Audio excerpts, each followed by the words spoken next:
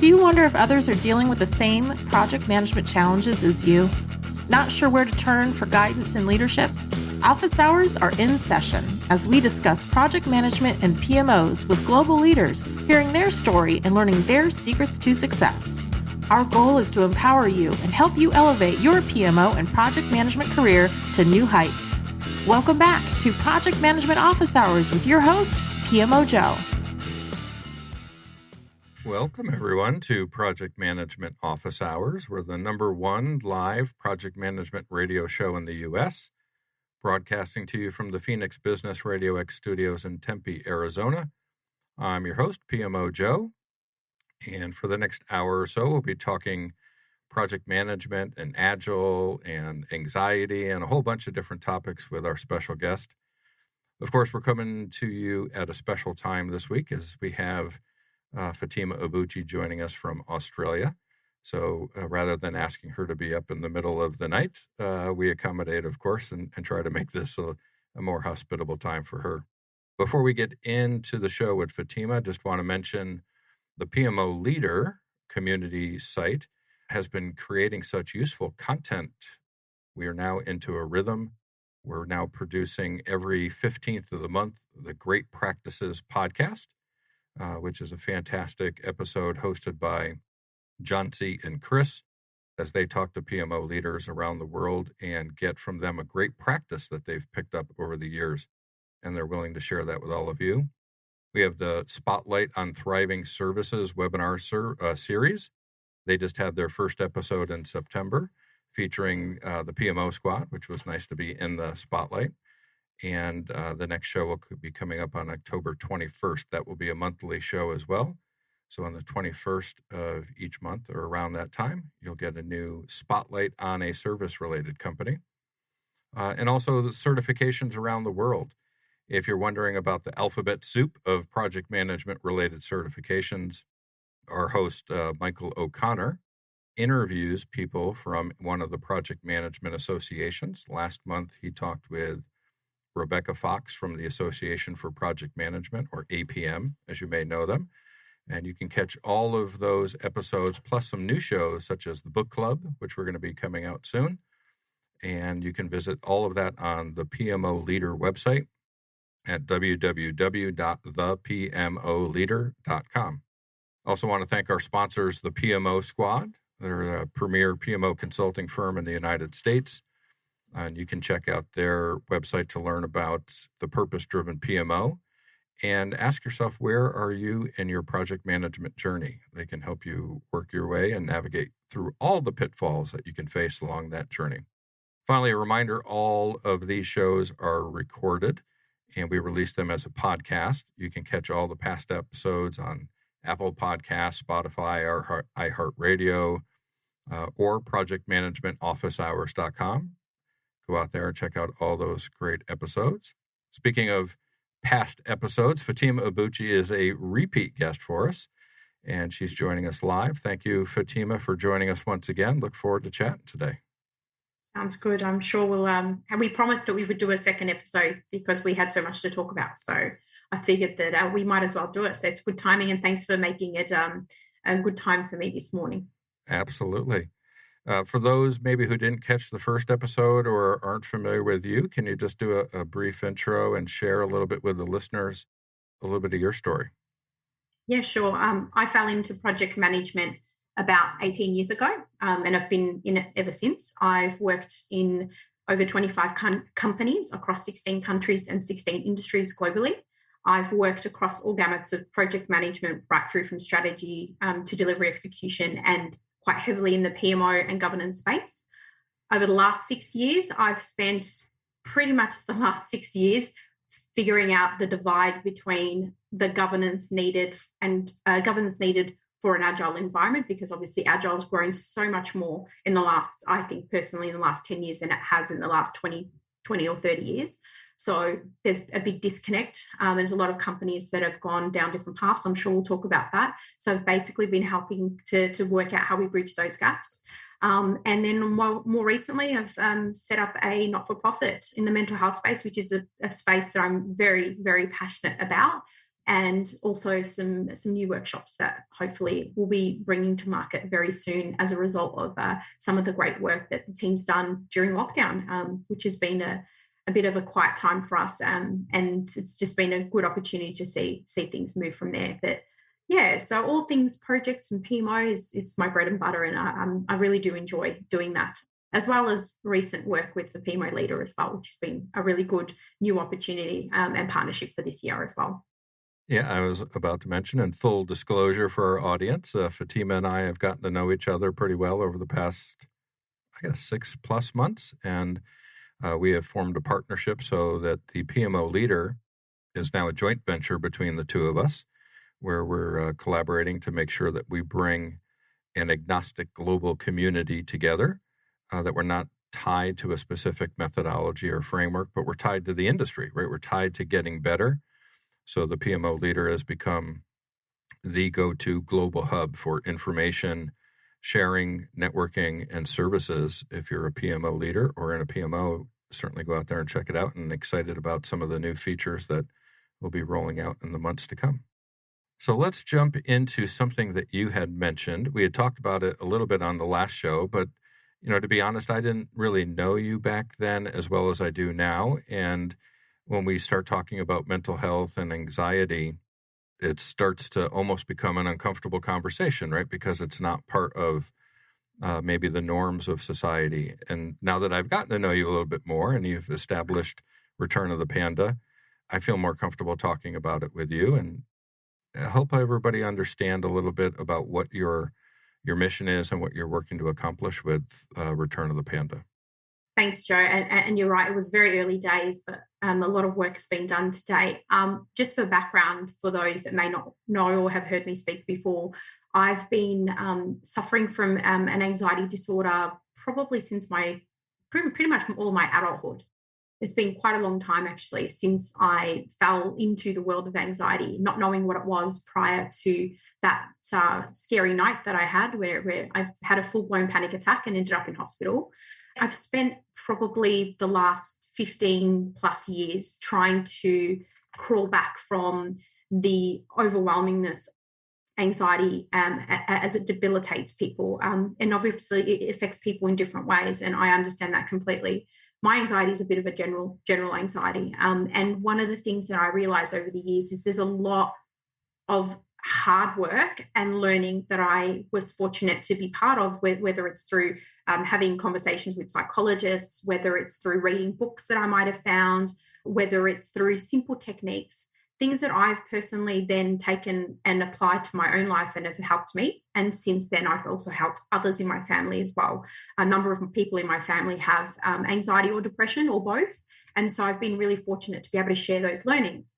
And the idea of Return of the Panda was really, after so many years suffering from anxiety, I remember talking to my husband one day, and every time I would get really overwhelmed and anxious, I would cry, bags under my eyes and makeup smudged everywhere. And one day he said to me, "Oh, look, the panda's back." And I just realized, hang on a minute, that sort of language there is just so universal. It's just so simple to understand. And I spent so many years trying to help people understand what is anxiety. So I've set up Return of the Panda as our first not-for-profit. We're still sort of building it up and getting our not-for-profit status here, but it's ultimately aimed at inspiring and educating and informing sufferers that they're not alone. I feel for them because I've been where they are, and I'm hoping by inspiring and sharing my story and providing practical support that it will help provide some reassurance and comfort whenever they need it. I want to embrace them with encouragement and support to help end the stigma associated with anxiety, and amongst that, bring products and services and tips and techniques and materials and all sorts of things that can help people in a really practical way to supplement all of the theory that's out there on mental health. And so Return of the Panda is my new baby, my new business baby, and I'm really proud of it. And it's only just getting started, but I'm looking forward to sharing more with everyone. Yeah, and one of the, I don't know if it's good news or bad news, I guess one of the side effects of hosting a show where I talk to the world twice per month live is people get to know a little bit about me more than just the professional.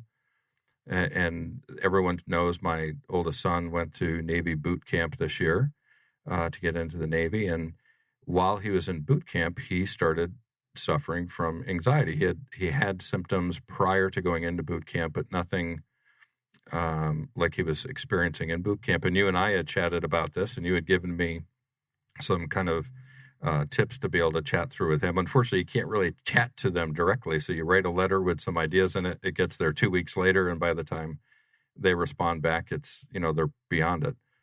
But anxiety impacted him so much. What people don't know, I don't think we've gotten this part of the story, is he had a fall out of boot camp. He didn't make it, right? He asked to be let go.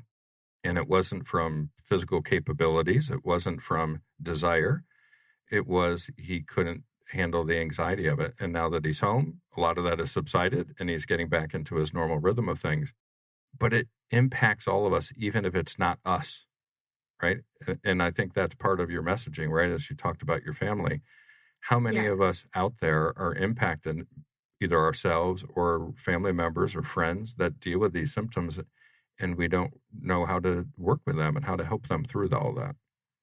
Yeah, 100%. And thank you for sharing your story as well. It is something that it took me quite a long time to want to speak up about it, because for a long time, climbing the corporate ladder and doing all this work, I always believed and was proven wrong that if I speak up about my mental health, that I would be, not promoted, people would question my ability. They wouldn't want to work with me.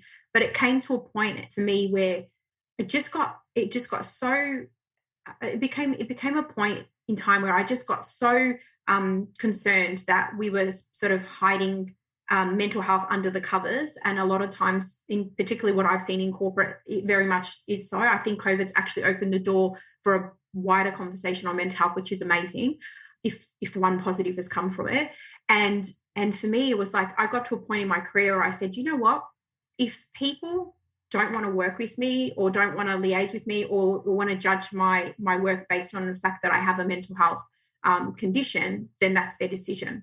And I then took a public stand by joining Australia's largest not-for-profit mental health organisation called Beyond Blue, who is one of the most recognisable in the country, if not the most recognisable, and started volunteer speaking for them. And then when I realised, just to your point, just making some simple examples and stories of things that happened to me. I recall one day being in a presentation with a large corporate group talking about mental health, and then someone came up to me after the session and said, I can't believe that what you just said, that happens to me.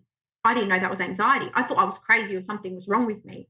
And they went out and sought help. And another gentleman, same similar story. One year when I was speaking, talking and explaining the symptoms and signs of anxiety, then a year later, when I went back to that same organisation, he'd said to me that he'd helped using some of the tips and some of the free resources that were also provided at the time to help his wife overcome her challenges in the bulimia and anorexia space. So it's just so powerful when you just have to give little examples. And I think us as leaders, particularly as CEOs of our businesses, the more we share and are open to being okay with the fact that we all have our own mental health challenge in some way, the more it will normalize it and help other people in organizations to be a bit more empathetic and sympathetic to that. So yeah, it's great to know that little tips like that can make all the difference, no matter how small they are. Yeah, and I think maybe it's the times we live in, but Simone Biles during the Olympics, of course, was dealing with some anxiety issues that really, in the States here, brought it front and center. But when we're at work, if a coworker has a broken leg and they come in with a cast on their leg, we want to hold the door for them. We want to help them get to their seat. We'll go run and get them a coffee. We want to take extra steps to care for them. But we can't see anxiety the same way. Right. So it becomes, that's not real. Right. You don't really have something. You're just saying that. You're just using it to pull sympathy card. How do we get to a point where acceptance becomes normal, that you don't have to see it to know that it's there? Yeah, 100%. It's really interesting. I call it the invisible illness because it is so invisible. And your example there is absolutely spot. I use that analogy in a lot of presentations. and it helps streamline the understanding of what we're talking about. It's literally an illness. It's one of, mental health in general is one of the biggest, if not the biggest, I think, globally in terms of up there in terms of conditions that we need to be concerned about. And the rates associated with that are just increasing and have increased significantly in the last couple of years. I think for me, it's also about understanding that everybody's mental health is different. So I have anxiety, and thankfully I haven't gone through any depression, but people in my family have. So my anxiety might be about certain things. So for example, Joe, you've worked with me now, busy running companies. I've got a team of 10. I'm working with, tier 1, tier 2 clients. We're running, multi-million-dollar projects of work for companies and helping them. That doesn't give me anxiety. I'm okay with that. But if you said to me, for me, there's a lot of anxiety on the health side, even though I'm a healthy person. But for other people, it might be something else altogether. They might have an obsessive compulsive disorder, or for others, they might suffer from another type of anxiety. So we're all different. And I think that assuming that people who have a particular mental health condition is the same, and because they get through it, you're going to get through it. And it's not like that. So I really feel like we just need to start talking more about it. And really simply, at the very minimum, making it okay to say, I just need a little break. And allowing people to do that, whether it's because they've got a full-blown anxiety disorder or whether they're just got some challenges that particular day. And I think we have to make that okay so people can look after themselves, because their mental health and their physical health is more important than anything else. Yeah, and I bet there's some people out there listening right now saying, enough about this already. It's a project management show. Why are we talking about anxiety and mental health and project management? Yeah. But I go back to discussions we've had with Ruth Pierce and Carol Osterwheel and Dr. Barbara Troutline and Josh Ramirez and Stephen Fulmer and many others where we've talked about projects are people, right? And if you as a PMO leader or a project manager don't understand the people on your team that you're working with and the way they're influenced, then you're not going to be maximizing your potential or your team's potential.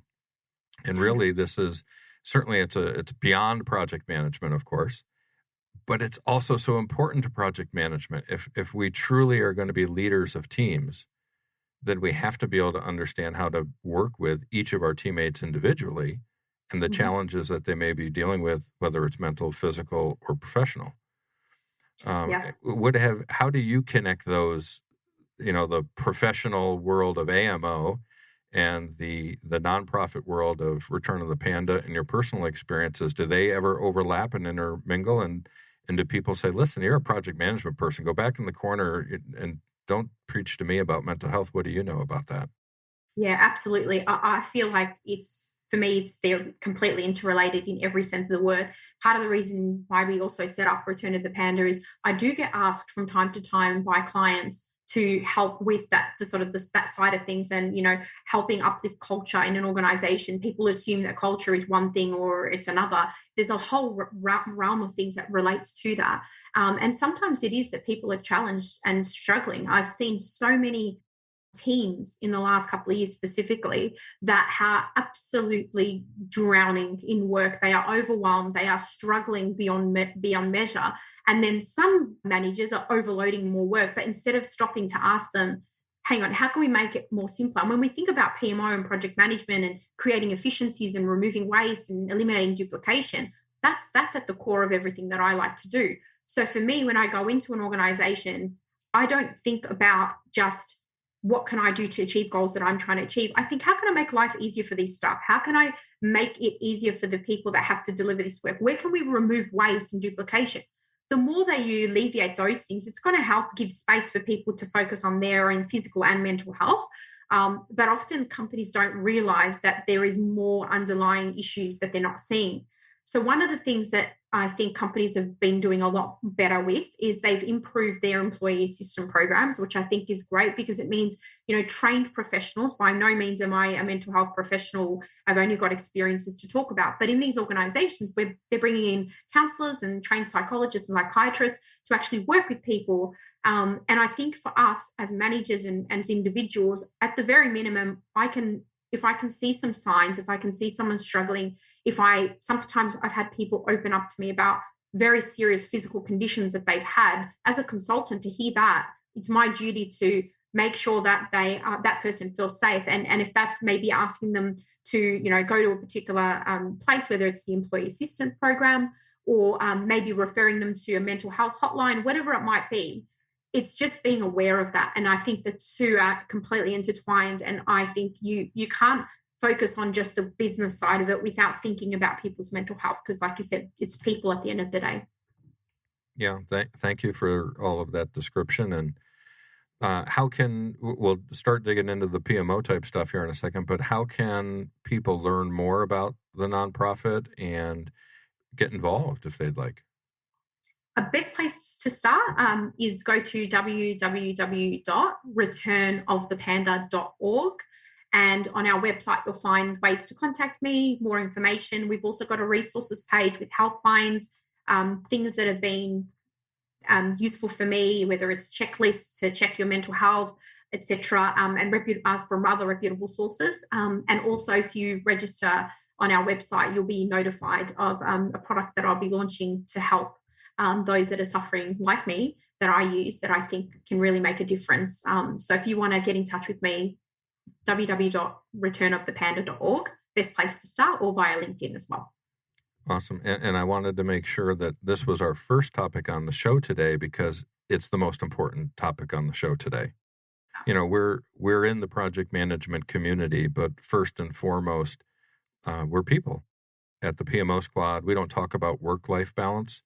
We talk about life-work balance. We have it wrong, right? It's reversed. It's supposed to be life before work. And too often people talk about creating a work-life balance. And I think it's important on topics as special and as significant as anxiety and mental health that we put it where it belongs. And it is more important than project management all day long. And it needs to be talked about that way. 100%. Without your if you're not mentally or physically healthy, you're not good to anyone, not in your own business or anything. So you've got to prioritize it and make time. It's not finding time, it's make time for it. Absolutely. All right. So let's shift gears and work towards our PMO and project management space. We the PMO leader posted a question on their LinkedIn page yesterday, asking a question to the community about what type of training are you planning for you or your team? And the choices were agile, leadership, PMO, or project management. And it was so still go out there and vote, everybody, right? Go out to the PMO leader LinkedIn page and vote. But I was surprised by the early returns, right?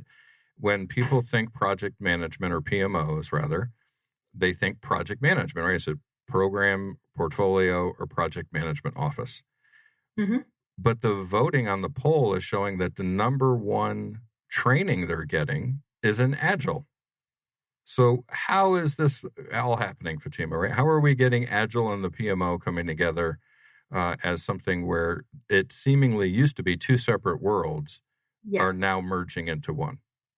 Yeah, absolutely. It's actually really interesting. I did see, and I did vote as well. I didn't vote agile though. I voted leadership, but it was interesting because I don't know the actual statistics on it, but the rise in agile, like in organizations I'm working with, a lot of large corporate businesses particularly in the last 5 or 6 years, the amount of agile types of training, whether it's bringing in specific methodologies that have an agile flavor, whether it's mindset training, whatever it might be, is growing. A lot of larger organizations globally, but referencing sort of the Australian landscape, have gone down the path of, agile ways of working, which to them basically means bringing in, for most of them, it's a hybrid version of an agile framework or overall bringing in particular methodology, whether it be Scrum or SAFe or whatever it might be. And what's happening, and I started seeing this about 6 years ago before I set up Agile Management Office, which is really interesting how it's developed. They're training the traditional project teams, so project managers and the corresponding delivery teams. What's ended up happening is over the last 5 or 6 years, people in PMO, and whatever you call your PMO in your organization, I'm just going to say governance, right? Those groups of people, as usual. In the white paper, I talked about this. They don't really get much training. They don't really get much budget for training. They don't really get much authority for a lot of things unless you're at the enterprise level. And so they're going, oh, okay, everyone over here is now doing some sort of new methodology and new practices and new mindset techniques, all relating to the flavor of agile, the agile umbrella, big A agile, small A agile. And they're not keeping up. So PMOs are not keeping up. So what PMOs are now doing to supplement that is, we're going to go get that training. We're going to go get that particular training. We're going to learn Scrum. We're going to be, trained in all of the different methods that exist out there, and starting to try to bridge the gap that way. The challenge is those training, majority of them, from what I've seen, for a long time, didn't have a big emphasis on governance and the associated elements that are really, truly relevant for PMOs. And so I think there's still a bit of a gap. And that's the gap that I'm currently seeing, where people are trying to get that, but it's not answering all of the questions that they need to solve the problem that they have at the moment. Yeah, and I think the dynamic you discuss, right, is, again, you had mentioned earlier, something good that came out of COVID, right? Another thing that's come good out of COVID, I believe, is workers have become empowered to say, even if you want us to come in the office, I don't want to anymore. We're going to work from home. Yeah. And what's happening to PMOs, I think, is workers saying, I don't want to do it your way, the traditional way anymore. We need to be more agile to serve our customers. I think the marketplace is telling us that we have to be more agile. Doesn't mean we have to give up what is still necessary, but it certainly means maybe what is old is no longer right, and there must be a new way to be working. Yeah, 100%. It's the same here with people having choice now. I think, I don't know about for your market, but the market here is there's so much demand now for people, for staff. A lot of people, I don't think, are moving as much, especially because there's still some uncertainty. There's a lot of demand. So candidates have a lot more choice. They have a lot more options. And so it's a lot harder for clients. So they have to sort of accept and be supportive of the way that people want to work these days. And I think the way that people want to work is not just them as individuals, but as teams. How do we work? And we need to find ways to bridge the gap between what delivery does and the way that we need to still govern. People assume that in an agile environment, there's no governance and control. That's complete rubbish. The reason for that is, if you think about it, a bank's not going to turn off governance and controls just because we want to let the team self-steer and be autonomous. There's a disconnect between what we envisage is going to happen and what really happens. And I'm seeing that firsthand in a number of organizations, large organizations that have gone down that path. So I think we definitely need to be more flexible. We definitely need to change the way we work. PMOs need to change the way they work. What worked 10 years ago is not going to work for the next 10 years. And I've been trying to talk about that for 6 years. And now I've sort of been saying to people, we need to focus on capability. It's not about me as a PMO manager or you as a PMO manager or who you're hiring. It needs to be about the capability that we want to bring in and how we bridge that gap between the agile environment and the non-agile environment, because there's still a big divide. Yeah, I had done a personal poll out on LinkedIn a couple of weeks back asking, where are you getting your training from? Is it in person or online? And are you paying for it yourself, or is your company paying for it? I think pre-COVID, a great majority of the training was in person, paid by companies. Yeah. The poll results were a complete opposite, right? 91% of the training being received today is online. And of that, 2/3 of it is being paid by the individual themselves and not the company. And I think this goes back to, if I'm working from home, where am I going to go get my training in person? I have to get it online. And if I'm online and I'm not around a team, I'm not asking my boss for what's the training budget. I'm just going to go get the course and I'm going to take it. And if it's affordable, I'm not going to worry about it. Right? It's the capabilities are shifting. The work environment is shifting, forcing us to be able to work differently. And I think the PMO I'm going to have a staff meeting where every PM is going to come in and they're going to talk about the status of their project, and we're going to build a giant dashboard.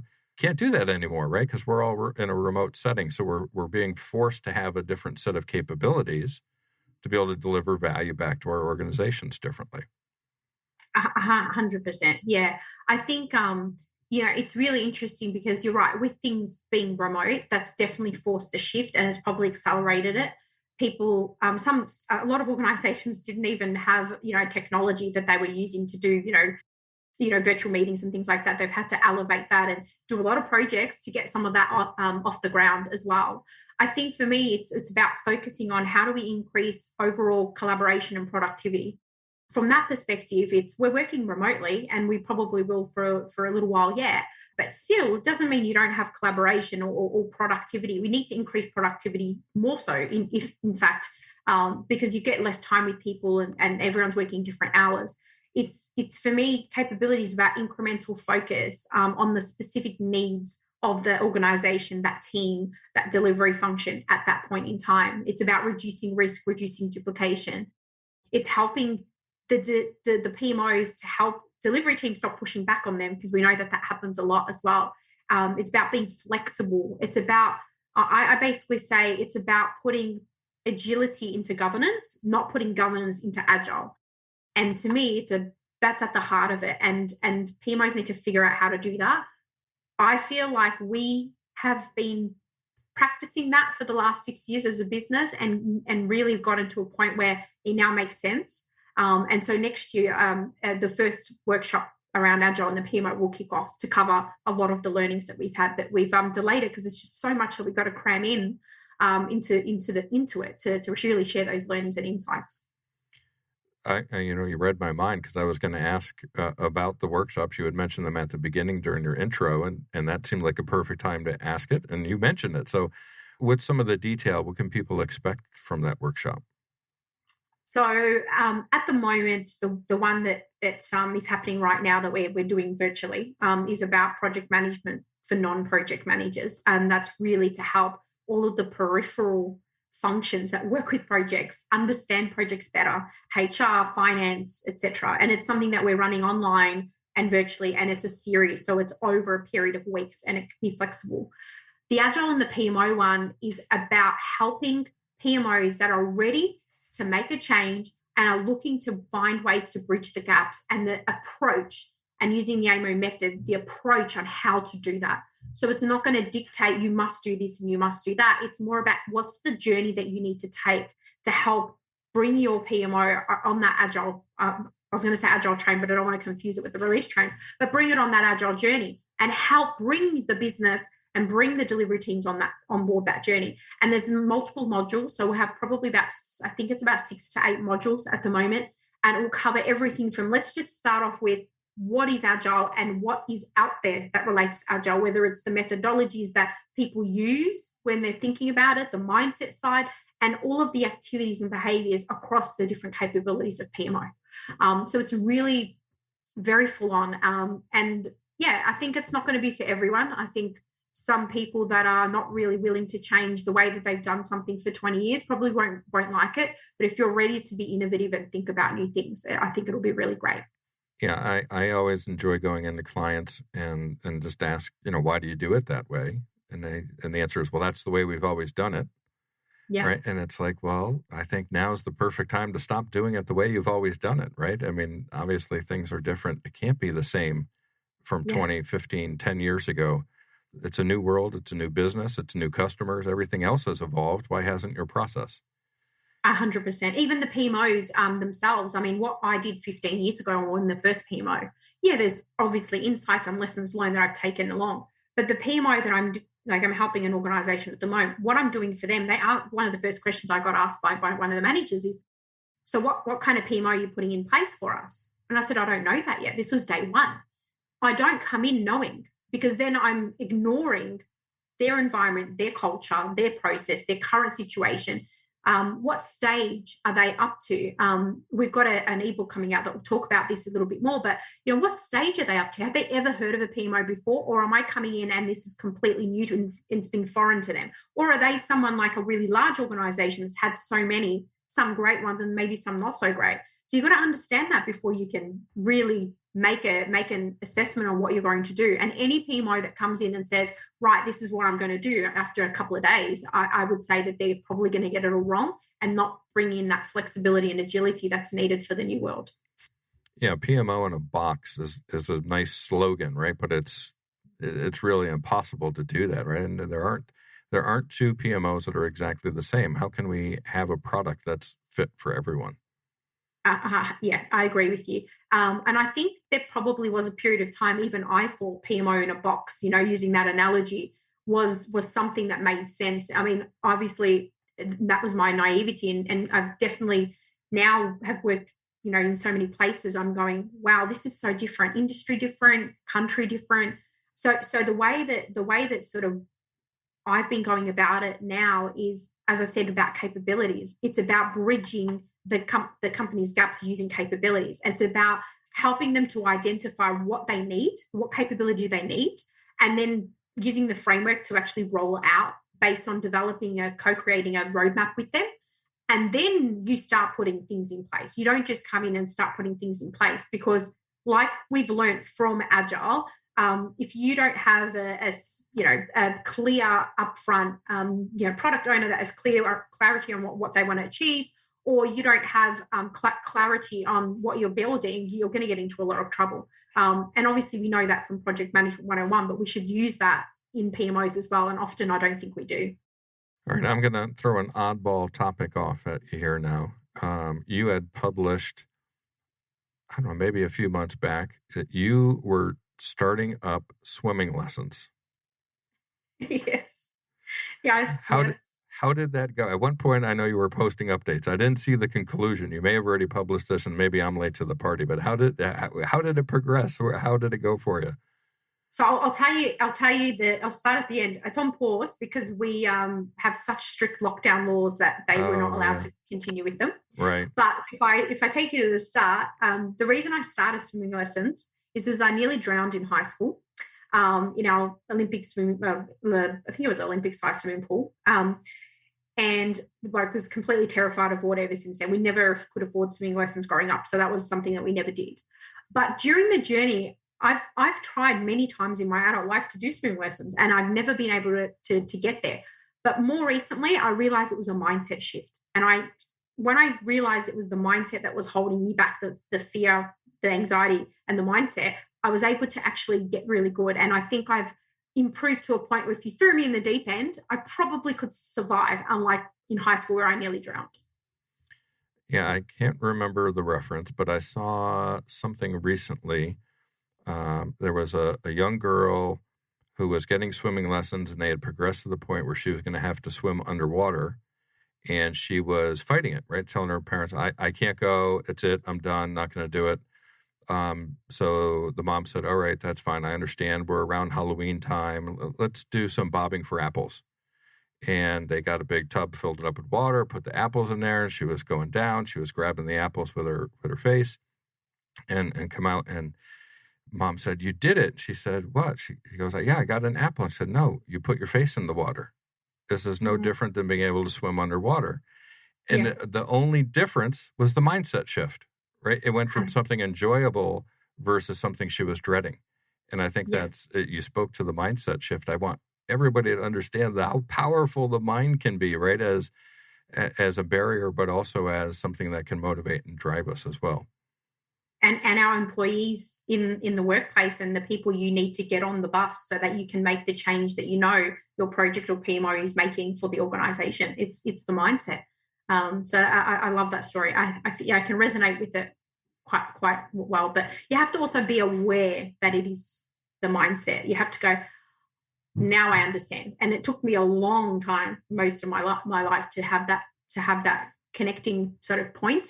But with, going back to the anxiety side of things, the biggest path to overcoming that significantly for me was around education. So understanding it like we would any other topic you want to learn about, but also the mindset and the belief that you can get better, or you can achieve more. So 100% all about mindset. Well, hopefully as your country gets closer to opening up and you get back to swimming lessons, I want to know how it wraps up, right? I want to find out how it goes. Well, if you don't hear from me, you'll know I probably drowned. Look, I promise I'm still fearful of the beach, so I probably won't go that extent. I like swimming pools, so I'll stick to the swimming pool, but I'll keep you posted for sure. It's every time I think of beach in Australia, I think of Steve Irwin and his family and everything, the guy who was least afraid of it. And he ended up obviously having a tragic accident. So stay away from the beach if you're not comfortable there, right? Definitely not. No. So the PMO leader, right? We're partners in this. We're trying to promote and create a global community. What can you share with listeners as to why it's something that they should be interested in and go check out, and where they can get value about it?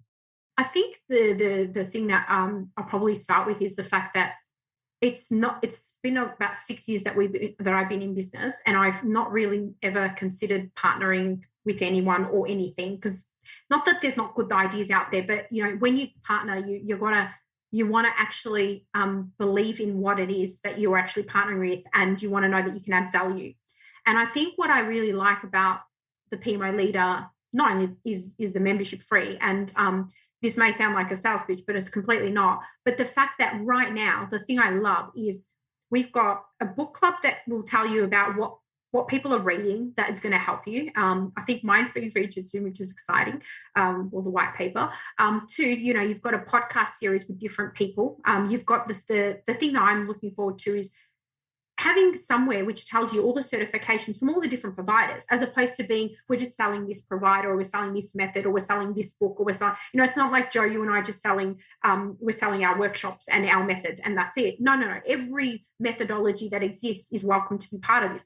So I kind of see it as like a central hub of information for people. And to me, that's exciting, because I feel like, and I try to be an educator, learning lessons and then sharing those to people, either don't make those mistakes or maybe teach me something from something I've learned. So I think the PMO leader brings all of that together. And I think the part of it that's really powerful is PMOs now more than ever are being called upon, which is very different to a few years ago, to be leaders. And so how do we do that? And that's what I think we're trying to help people see. And it's so multicultural. We've got how many ambassadors do we have at the moment? I think we're over 40 ambassadors. I probably should know that number, but that's a good guess, I think. It's growing and it's global. So at the moment, thinking about some upcoming white papers and work, it's like, okay, we've got questions about something that's happening in the African region. Okay, I'll talk to Billy, or, something that's going on in Spain, or we'll call Leonardo, or something that's going on. So it's just having that global perspective on lots of things, whether it's workshops, books, good blogs to read, and the community. It's just so exciting to me. And so that's why I was really keen to be part of it. And I feel like I can funnel my PMO energy, because that's only one part of projects and governance and strategy that I do, into this, because it's so exciting. So I love it. I actually love being part of it. Yeah, and that PMO leader officially launched on April 2nd, so it's still pretty new. Yeah. We're closing in on 700 members, which is amazing, from over, I think it's now close to 70 countries. Membership is free. We have our own podcast. We have multiple webinar series. We've got technology vendors that are supporting it, the community financially. It's free, so it's a resource easily accessible for everybody. It's really great to be able to see the community come together and rally around the industry, right? Not around, hey, why does your certification cost so much? We don't have a certification, right? We're not selling that. It's just an opportunity to, again, get knowledge, share and exchange information, get learning, and to be able to get services if I want them, right? It's amazing how that can be responded. And having a pulse on what's going on in regions and countries, which I think is exciting, because I'd love to travel to every country in the world and find out what exists, if anything, on PMO and project management. But I can't. I don't have that opportunity, right? It would take a really long time. So having that, I think, is so great. And I think the thing that also is really exciting is, if you think about the work that we've done in the last 6 to 12 months, or from when you originally had the idea to where we are now, we've got little squads in all of these different regions, and doing, we've got a book club squad. So we're actually building it in an agile way.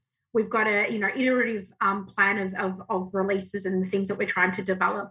We're getting feedback and releasing, We're doing a lot of those things. So we're applying agile mindset. We're applying big A agile, small A agile. And I think for a PMO community to do that, is just one step closer to them really understanding that delivery space better and being a lot more valuable for organizations where maybe they are not so much.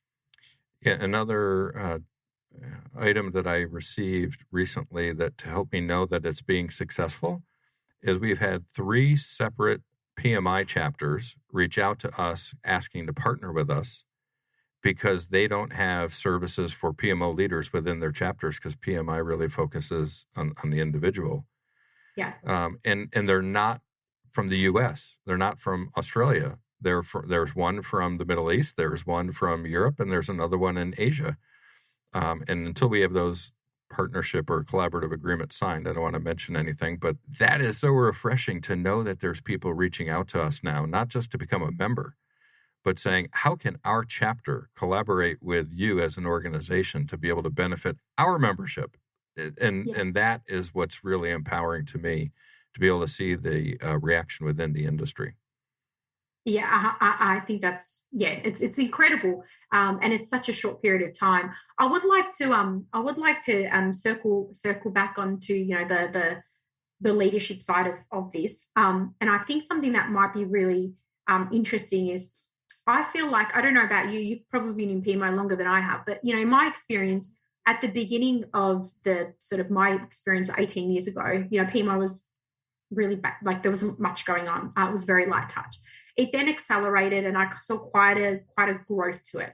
Then probably I'd say in the last maybe 6 to 9 years, I would say that there was starting to be a shift away from PMOs, and I saw PMOs being shut down in droves. I saw people going, we don't need them. We're about to do agile. We don't need them. We don't need them. And then I would say in the last 3 years, I'm seeing such a prominence of, if you just look on, job boards, famous job boards, how many jobs there are for PMOs globally, it is absolutely mind-blowing. I think at one point, maybe last year, maybe it was a couple of years ago, sorry, I counted, there were so many, I couldn't believe globally. I think it might have been 650 globally, I think, on LinkedIn when I checked, maybe it was a couple of years ago. So I'm seeing like a significant rise now in demand for PMO. But if we don't get the PMO agile mindset, that bit right, PMOs are going to probably get themselves unstuck, and we don't want that. So I think we need to think about things from a capability perspective, not about, I'm a PMO manager that does this way, and yes, the skills are great, but we have to see the ship, not feel like we own the ship. But I wanted to see what's your thoughts on your view of that? Yeah, we've seen, I think, organizations start to come around with it, and they didn't. There's a disconnect between the PMO and executive leadership. And executive leadership started saying, I need somebody to help me deliver strategy. And the discussion started coming out about SROs and Strategy Realization Office. And a lot of PMO leaders raised their hand and said, hey, that's called the PMO. You just didn't know we existed. And then a lot of executives said, hey, we're investing in this PMO, but what we need is value. We need to make sure that if we budgeted $2 million for projects next year, that were supposed to give us a return on investment of $20 million, that we're getting the value from those projects. So let's create a value management office. And the PMOs raised their hand and said, hey, we already exist. We're over here. You just didn't know it. Yeah. So I think what's happened is, in this more dynamic, transparent, open digital world we live in, executives are asking for what we delivered all along. And that awareness for the need has given rise to PMOs to have access that they didn't have previously to leadership. Mm-hmm. The challenge now for PMOs is that they have to have leaders who are able to have discussions at that level. Yeah. And too often it's PMs being promoted to PMO leaders who were never educated on how to become leaders. So the next great challenge, I think you're right, is there's a greater awareness and exposure for PMOs to have visibility and impact. The challenge now, will we rise to the occasion and be able to deliver? If we can, then I think we'll see even another stage in the evolution of PMOs where we go from functional to enterprise as accepted. And then if we fail, unfortunately, we're going to be stuck, kind of in this never-ending cycle of swap out PM, swap out PMO leader, make them functional, decentralized, centralized, kind of that evolution that all organizations go through. So I agree with you. It is definitely, and that's in the States and Australia. So we're getting bookending the globe here, right? That we're seeing that all around the world right now. It's like the revolving door of PMO. So I 6 years ago, was working in an organization, and I was like trying to explain to them, we've got to change the way we're working. The big organization, one of our largest, and they just weren't listening. They weren't listening, and I was saying these are the reasons why. To give you an example, in one organization in the last 10 years in my career, I went in to set up a PMO, but I was the fourth PMO manager in 2 years. Mm-hmm. The recruitment costs, the onboarding costs, the cost of time that was wasted by all these PMs that had to keep learning new things from new PMO people. And, so when I got in there and they were like, oh, another one, like it was really frustrating for them. So going to your point around the value management office and the SRO and all of that, I don't care what people want to call it. At the end of the day, like I said, it's the remnants of what PMOs are good at, or at least the good PMOs. There are obviously some that need to uplift. But if an organization looks at it from a capability perspective, the way they look at their business architecture and the strategy for their organization, we need human resource capability, we need finance capability, we need all of these things. And we think about what capabilities do we need that's going to support projects, then it's about the capability and not about the revolving door of PMOs. Mm-hmm. I call it capability in a box. And that's what I'm basically doing with clients now. It's like, it's not about me or this PMO manager or that PMO manager. It's about what capabilities you need to drive your business forward. And I think, like I said, you can call it whatever you want, but unless you're doing that at the executive level and the C-level executives are paying attention to it, there's so much waste going on down here, and they're so high up here, they probably don't even see it. And I reckon they're wasting so much money. I mean, I've seen them wasting so much money. So I think they need to shift the thinking top down, not just thinking about, bits and pieces of the puzzle, but the whole end to end. Yeah, a shout out to the PMO Global Alliance, who puts on the PMO Global Awards every year. This will be my third year judging that competition. And I can say the finalists this year, not to diminish any of the prior winners, but the finalists this year have exceeded any of the others I've seen. And they're in a wider variety of industries and size companies. But there's one thing they all have in common. The ones who've made it to the finals didn't get there overnight. They've been on a journey, right? They've had to evolve and mature over time. And I think one of the other pieces where PMOs have had some failures over time is organizations haven't been accepting of the journey.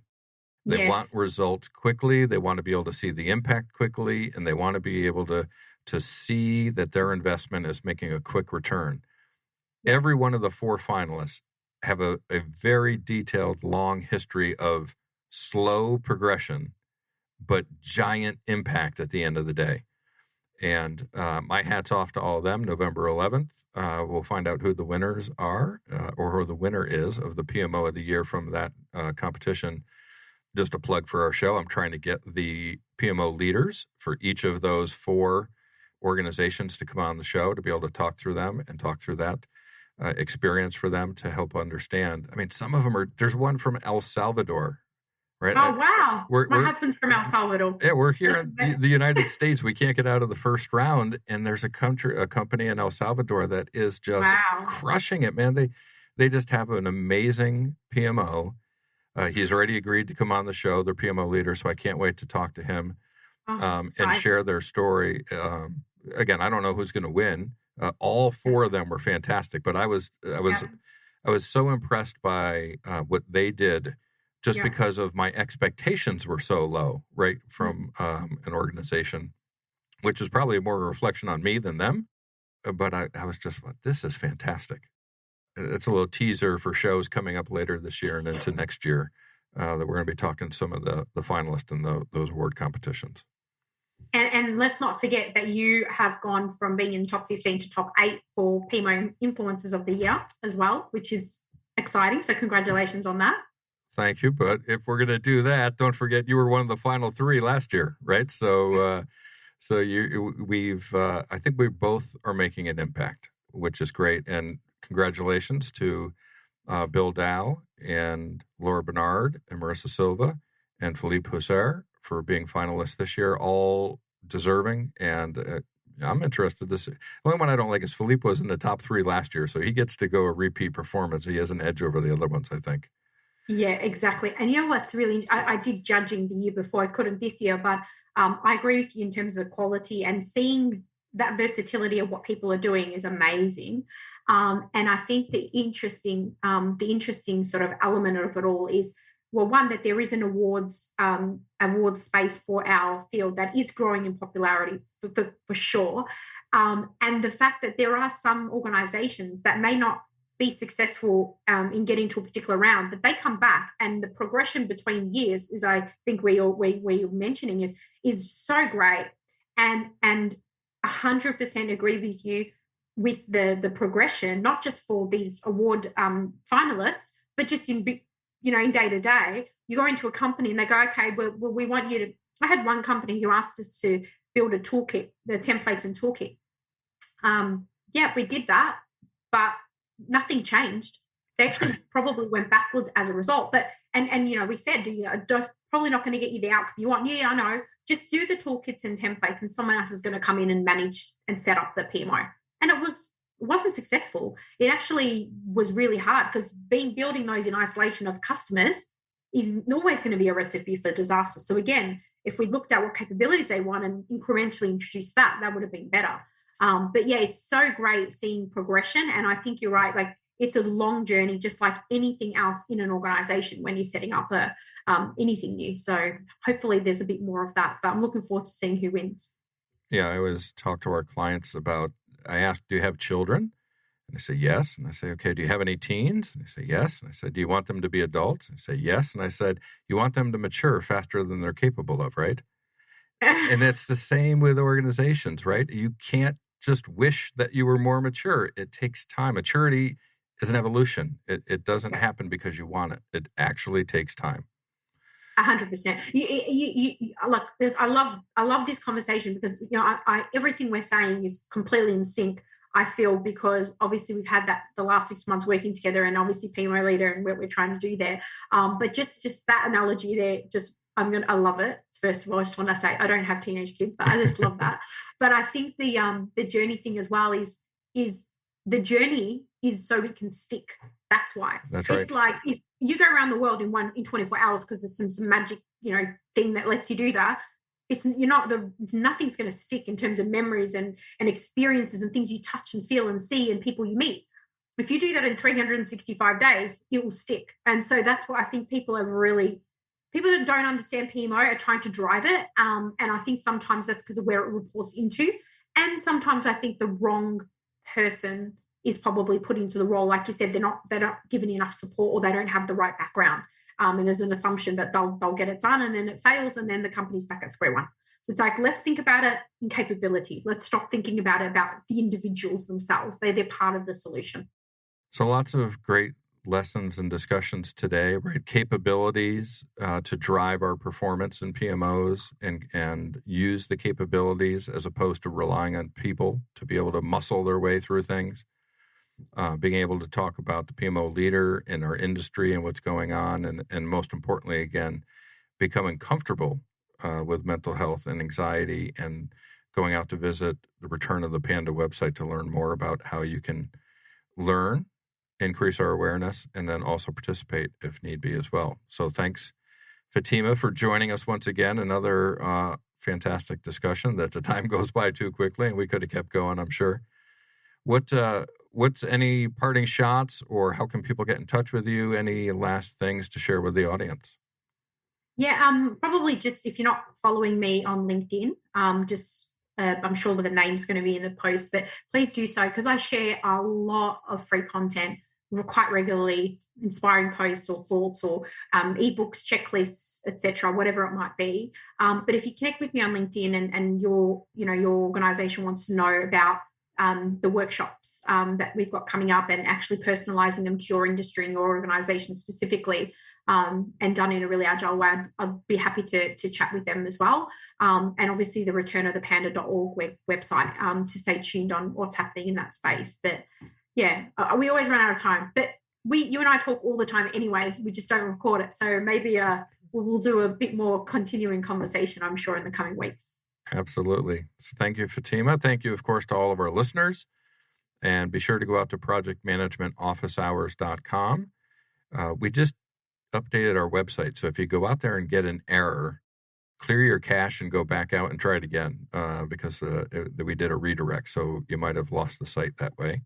But make sure you go out there. You get to see all of our past shows. I think we're up to 90 episodes now over 4 years, 40 million plays and downloads. And we've got some great guests coming up as well. Ricardo Vargas will be joining us next. We're going to be talking about the Citizen Developer Program with Sam Sibley and Matt Hubbard that PMI has put together.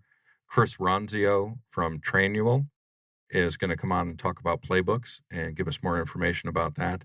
And then we're going to be talking to the PMO of the Year finalists and talking with some of them to get them organized for the end of the year and into next year. So lots of great guests coming up, lots of great discussions. Also a reminder that we are live, but we do record. So go on out and subscribe to Project Management Office Hours on your favorite podcast platforms such as Apple Podcast, iHeartRadio, Google Play, Spotify, Spreaker, etc. Of course, thank you to our sponsors, the PMO Squad and the PMO Leader. Be sure to go out and visit their sites to learn more about the services you can get and all of the great free membership opportunities and content on the PMO Leader site. That's it for now. Office hours are closed. Until next time, I'm PMO Joe, and you've been listening to Project Management Office Hours. Thanks for listening to another episode of Project Management Office Hours with PMO Joe. You're not alone in your project management journey. We're here to help you achieve your goals. Subscribe to Project Management Office Hours on your favorite podcast platform to catch all of our episodes and hear industry leaders share their story and secrets to success.